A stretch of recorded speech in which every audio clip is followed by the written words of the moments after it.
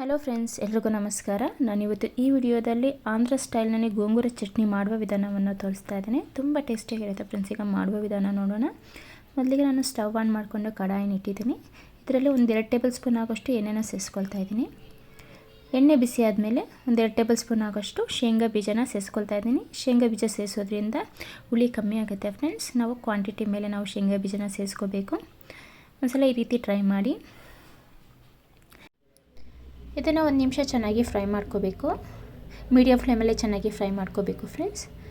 ಈಗ ಚೆನ್ನಾಗಿ ಫ್ರೈ ಆಗಿದೆ. ನಂತರ ನಾನು ಒಣಮೆಣಸಿನಕಾಯಿ ಒಂದು 5ರಿಂದ 6 ಸೇರಿಸ್ಕೊಳ್ತಾ ಇದ್ದೀನಿ. ಇದನ್ನು ಮುರಿದು ಹಾಕ್ಕೊಳ್ತಾ ಇದ್ದೀನಿ ಫ್ರೆಂಡ್ಸ್. ಹಸಿ ಮೆಣಸಿನಕಾಯಿನ ಸೇರಿಸ್ಕೋಬಾರ್ದು. ಒಣಮೆಣಸಿನಕಾಯಿ ಅಂದರೆ ಫ್ಲೇವರ್ ತುಂಬ ಚೆನ್ನಾಗಿರುತ್ತೆ.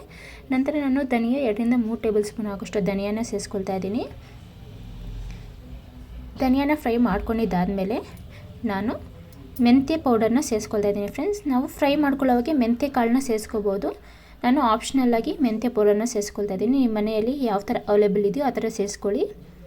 ಅದೇ ರೀತಿ ಸಾಸಿವೆ ಪೌಡರ್ನು ನಾವು ಸೇರಿಸ್ಕೋಬೋದು, ಅದು ಆಪ್ಷನಲ್. ಇದನ್ನು ಚೆನ್ನಾಗಿ ಫ್ರೈ ಮಾಡ್ಕೊಂಡಿರೋದಾದಮೇಲೆ ನಾವು ಇದನ್ನು ಆರೋಗಿ ಬಿಡಬೇಕು.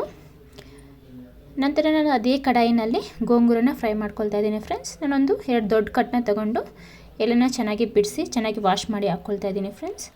ಈಗ ನಾನು ಸ್ವಲ್ಪ ಫ್ರೈ ಮಾಡ್ಕೊಳ್ತಾ ಇದ್ದೀನಿ.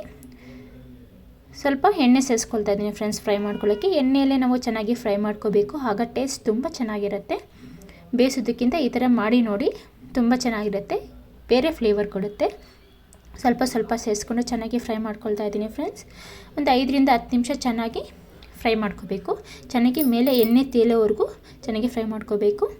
ಈಗ ನಂತರ ನಾನು ಒಂದು ಅರ್ಧ ಟೇಬಲ್ ಸ್ಪೂನ್ ಆಗೋಷ್ಟು ಅರಿಶಿನ ಸೇರಿಸ್ಕೊಂಡು ಫ್ರೈ ಮಾಡ್ಕೊಳ್ತಾ ಇದ್ದೀನಿ. ಅದೇ ರೀತಿ ಜೀರಿಗೆ ಅರ್ಧ ಟೇಬಲ್ ಸ್ಪೂನ್ ಸೇರಿಸ್ಕೊಳ್ತಾ ಇದ್ದೀನಿ. ಜೀರಿಗೆನ ಮೊದಲೇ ನಾವು ಫ್ರೈ ಮಾಡ್ಕೋಬೋದಿತ್ತು, ಈಗಲೂ ಹಾಕ್ಕೋಬೋದು ಫ್ರೆಂಡ್ಸ್, ಅದು ಆಪ್ಷನಲ್. ಇದನ್ನು ನಾವು ಚೆನ್ನಾಗಿ ಫ್ರೈ ಮಾಡ್ಕೊಂಡಿದ್ದಾದಮೇಲೆ ನಾವು ರುಚಿಗೆ ತಕ್ಕಷ್ಟು ಕಲ್ಲುಪ್ಪನ್ನ ಸೇರಿಸ್ಕೋಬೇಕು. ಯಾವಾಗಲಾದರೂ ಆಗಲಿ ಯಾವುದೇ ಅಡುಗೆಗೂ ಕಲ್ಲುಪ್ಪನ್ನ ಸೇರಿಸ್ಕೋಬೇಕು ಫ್ರೆಂಡ್ಸ್. ಆಗಲೇ ತುಂಬ ಟೇಸ್ಟಿಯಾಗಿ ಅಡುಗೆ ಚೆನ್ನಾಗಿರುತ್ತೆ. ಈಗ ಚೆನ್ನಾಗಿ ಫ್ರೈ ಮಾಡ್ಕೊಂಡಿದ್ದಾದಮೇಲೆ ಇದನ್ನು ಆರೋಗಿ ಬಿಡ್ತಾ ಇದ್ದೀನಿ. ಈಗ ನಾನು ಮೊದಲಿಗೆ ಒಂದು ಮಿಕ್ಸರ್ ಜಾರ್ ತಗೊಂಡು ಫ್ರೈ ಮಾಡ್ಕೊಂಡಿರೋ ಎಲ್ಲ ಮಸಾಲೆನ ಸೇರಿಸಿ ಗರಿಗರಿಯಾಗಿ ಚೆನ್ನಾಗಿ ಗ್ರೈಂಡ್ ಮಾಡ್ಕೊಳ್ತಾ ಇದ್ದೀನಿ. ಈಗ ಚೆನ್ನಾಗಿ ಗರಿಗರಿಯಾಗಿ ಗ್ರೈಂಡ್ ಮಾಡ್ಕೊಂಡಿದ್ದೀನಿ ಫ್ರೆಂಡ್ಸ್. ನಂತರ ನಾನು ಇದಕ್ಕೆ ಚೆನ್ನಾಗಿ ಆರಿರೋ ಗೋಂಗೂರ ಸೊಪ್ಪನ್ನ ಸೇರಿಸ್ಕೊಳ್ತಾ ಇದ್ದೀನಿ.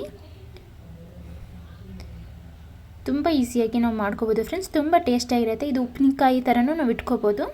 1 ತಿಂಗಳು ಆಗೋಷ್ಟು ನಾವು ಇದನ್ನು ಸ್ಟೋರ್ ಮಾಡ್ಕೋಬೋದು ಫ್ರೆಂಡ್ಸ್. 1 ತಿಂಗಳು ಕೆಡದೇ ಇರುತ್ತೆ. ಈಗ ನೋಡ್ರಲ್ಲ, ನಾನು ಒಂದು 90% ಮಾತ್ರ ಗ್ರೈಂಡ್ ಮಾಡ್ಕೊಂಡಿದ್ದೀನಿ. ತುಂಬ ಸಾಫ್ಟಾಗಿ ಬೇಡ. ಈಗ ನಾನು ಒಗ್ಗರಣೆ ಮಾಡ್ಕೊಳ್ತಾ ಇದ್ದೀನಿ ಫ್ರೆಂಡ್ಸ್. ಗೋಂಗೂರನ ನಾನು ಇದರಲ್ಲಿ ಒಂದು 100 ml ಆಗೋಷ್ಟು ಎಣ್ಣೆನ ಸೇರಿಸ್ಕೊಳ್ತಾ ಇದ್ದೀನಿ. ಎಣ್ಣೆ ಜಾಸ್ತಿ ಸೇರಿಸ್ಕೊಂಡಿದ್ದೀನಿ, ತುಂಬ ಟೇಸ್ಟಿಯಾಗಿರುತ್ತೆ. ಎಣ್ಣೆ ಬಿಸಿ ಆದಮೇಲೆ ಸಾಸಿವೆ 1 ಟೇಬಲ್ ಸ್ಪೂನ್ ಹಾಕ್ಕೊಂಡು ಜೀರಿಗೆ ಒಂದು ಅರ್ಧ ಟೇಬಲ್ ಸ್ಪೂನ್ ಸೇರಿಸ್ಕೊಂಡಿದ್ದೀನಿ. ನಂತರ ನಾನು ಶೇಂಗಾ ಬೀಜನ 1-2ರಿಂದ 3 ಟೇಬಲ್ ಸ್ಪೂನ್ ಆಗೋಷ್ಟು ಸೇರಿಸ್ಕೊಂಡು ಮೀಡಿಯಮ್ ಫ್ಲೇಮಲ್ಲೇ ಚೆನ್ನಾಗಿ ಫ್ರೈ ಮಾಡ್ಕೊಳ್ತಾ ಇದ್ದೀನಿ. ನಂತರ ನಾನು ಒಣಮೆಣಸಿನ್ಕಾಯಿನ ಸೇರಿಸ್ಕೊಳ್ತಾ ಇದ್ದೀನಿ ಫ್ರೆಂಡ್ಸ್. ಫ್ಲೇವರ್ಗೆ 1-2 ಒಣಮೆಣಸಿನ್ಕಾಯಿನ ಚಿಕ್ಕದಾಗಿ ಕಟ್ ಮಾಡಿ ಹಾಕ್ಕೊಳ್ತಾ ಇದ್ದೀನಿ. ನಂತರ ಕರಿಬೇವು ಸ್ವಲ್ಪ ಹಾಕ್ಕೊಳ್ತಾ ಇದ್ದೀನಿ. 1-2 ಈರುಳ್ಳಿ ಸಣ್ಣದಾಗಿ ಕಟ್ ಮಾಡಿ ಹಾಕ್ಕೊಳ್ತಾ ಇದ್ದೀನಿ ಫ್ರೆಂಡ್ಸ್. ಅದೇ ರೀತಿ ಬೆಳ್ಳುಳ್ಳಿನ ಜಜ್ಜಿ ಹಾಕ್ಕೊಳ್ತಾ ಇದ್ದೀನಿ. ಒಂದು 10 ಪೀಸ್ನ ತೊಗೊಂಡು ಜಜ್ಜಿ ಹಾಕ್ಕೋಬೋದು. ಇದನ್ನು ನಾವು ಚೆನ್ನಾಗಿ ಫ್ರೈ ಮಾಡ್ಕೋಬೇಕು. ಸ್ವಲ್ಪ ಬ್ರೌನ್ ಕಲರ್ ಬರೋವರೆಗೂ ಚೆನ್ನಾಗಿ ಫ್ರೈ ಮಾಡಿಕೊಂಡ್ರೆ ಫ್ಲೇವರ್ ತುಂಬ ಚೆನ್ನಾಗಿರುತ್ತೆ. ಈಗ ಚೆನ್ನಾಗಿ ಫ್ರೈ ಆಗಿದೆ. ಈಗ ನಾನು ಗ್ರೈಂಡ್ ಮಾಡ್ಕೊಂಡಿರೋ ಗೋಂಗೂರನ ಸೇರಿಸ್ಕೊಳ್ತಾ ಇದ್ದೀನಿ ಫ್ರೆಂಡ್ಸ್. ಇಷ್ಟೇ ಫ್ರೆಂಡ್ಸ್, ತುಂಬ ಈಸಿಯಾಗಿ ನಾವು ಮಾಡ್ಕೋಬೋದು. ಇದು ಜಾಸ್ತಿ ಹೊತ್ತು ಬೇಯೋದೂ ಬೇಡ. 1-2 ನಿಮಿಷ ಚೆನ್ನಾಗಿ ಮಿಕ್ಸ್ ಮಾಡಿಕೊಂಡು ಮೀಡಿಯಮ್ ಫ್ಲೇಮಲ್ಲೇ ಇಟ್ಕೊಂಡ್ರೆ ಸಾಕು ಫ್ರೆಂಡ್ಸ್. 1 ತಿಂಗಳವರೆಗೂ ಇದು ಹೊರಗಡೆನೇ ಇಟ್ಕೋಬೋದು. ಇದನ್ನು ಬೇಕಾದರೆ ನೀವು ಫ್ರಿಜ್ನಲ್ಲಿ 2 ತಿಂಗಳವರೆಗೂ ಇಟ್ಕೋಬೋದು. ತುಂಬ ಚೆನ್ನಾಗಿರುತ್ತೆ. ಮುದ್ದೆಗಂತೂ ತುಂಬ ಟೇಸ್ಟಿಯಾಗಿರುತ್ತೆ ಫ್ರೆಂಡ್ಸ್ ಗೋಂಗೂರ ಚಟ್ನಿ. ಒಂದ್ಸಲ ಟ್ರೈ ಮಾಡಿ.